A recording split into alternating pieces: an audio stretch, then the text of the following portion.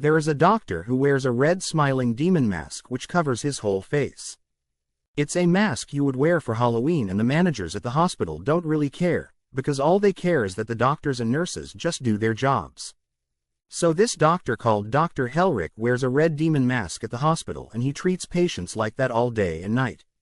He even talks to his colleagues by even wearing a red demon mask. It's something that they are all accustomed to now. He is just Dr. Helrik who wears a red demon mask around the hospital. Dr. Helrik is just like any other doctor around the hospital who treats patients and does his best.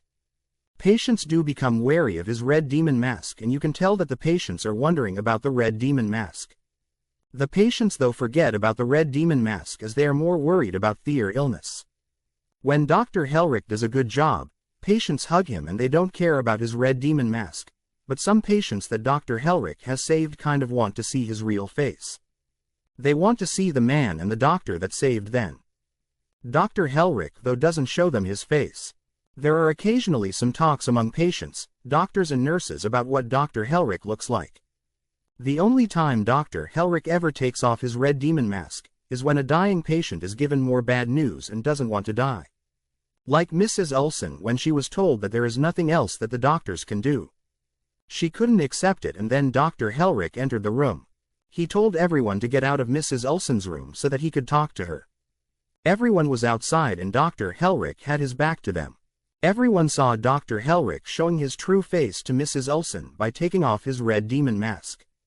Then Mrs. Ulson accepted her fate when Dr. Helrik told her that she was going to die and only had mere months to live. Then Dr. Helrik put on his red demon mask back on his face and walked off.